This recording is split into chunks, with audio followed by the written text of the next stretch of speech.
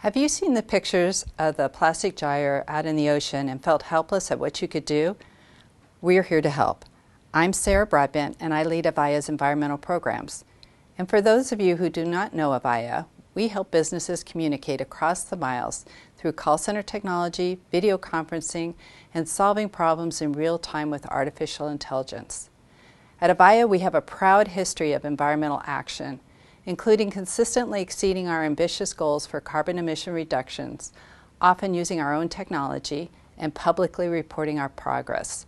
This year, we are bringing together employees, customers, suppliers, and communities to tackle a pressing global environmental issue, namely plastic pollution. And here to help us do that is our partner, Caborn, with Save Our Shores. Hi, my name is Caborn, and I'm the Development Director at Save Our Shores. Save Our Shores is a non-profit organization based in California whose mission is to keep our oceans healthy and clean for future generations to come. I've been invited by our friends at Avaya to talk to you about ways that we can protect our oceans and confront one of the biggest culprits of pollution, plastics.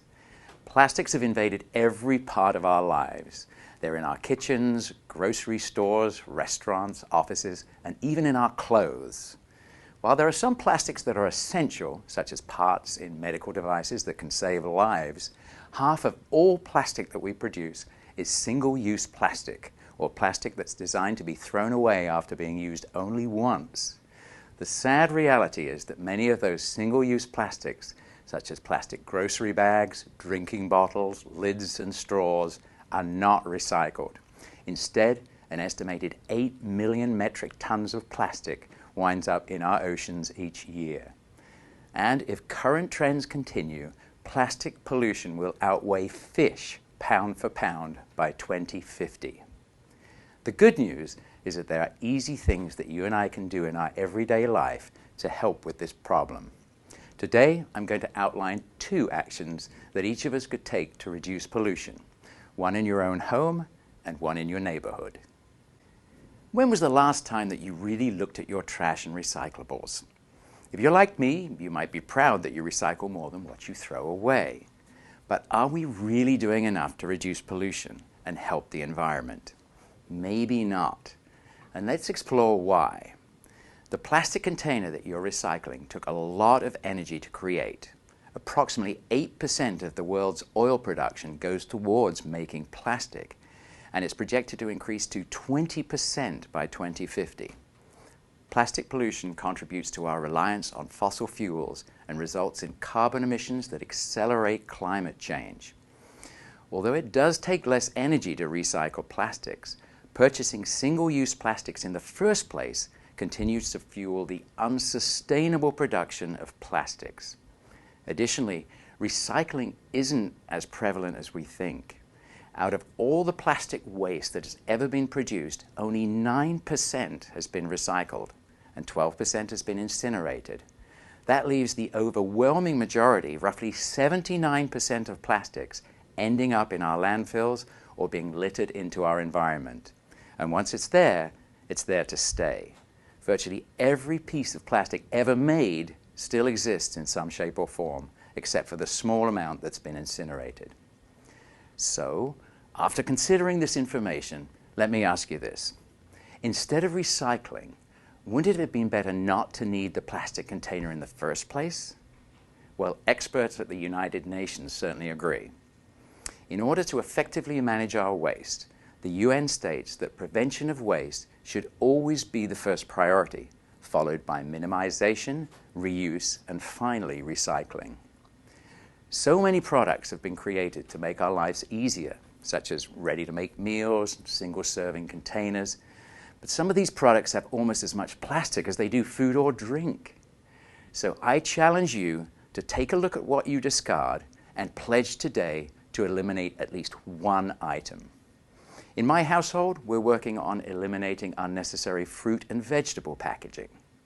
Maybe in yours, you'll be using a reusable shopping bag, or eliminating plastic or paper bags, buying a larger food container, or, for multiple servings, or eliminating the use of plastic straws and plastic takeaway cups.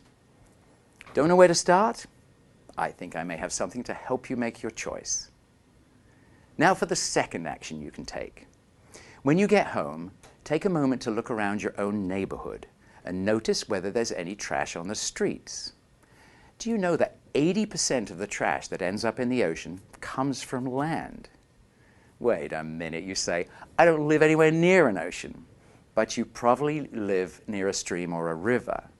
Inland water bodies can be conveyor belts for trash to the ocean, not to mention the fact that trash in our streams and rivers often pollute drinking water sources and impact fish and other wildlife.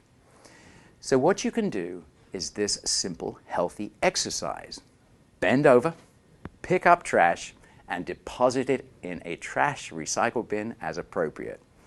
And when someone asks you what you're doing, you can tell them you're taking care of the world, as every day should be Earth Day. And maybe you'll be like the author David Sedaris and meet the Queen of England just for picking up rubbish. David has sold 11 million books and was invited to tea with the Queen for his delittering the local highways and byways near his home in England. Maybe you live by an area that truly needs some tender, loving care. We have a guide for you on how to do an area cleanup. It's easy, and as David Sedaris says, it can be therapeutic. And if you walk past that piece of trash on the sidewalk, most likely everyone else will. But if you stop and pick it up, those who see you do it are more likely to pick up the next trash that they encounter. It's a simple action that will make you feel better, make those around you appreciate you more, and leave your spot on the earth a little cleaner. How's that for a rewarding day? So now here's my challenge to you. Choose one way to reduce plastics either in your own home or in your neighborhood, and then share it with us on social media.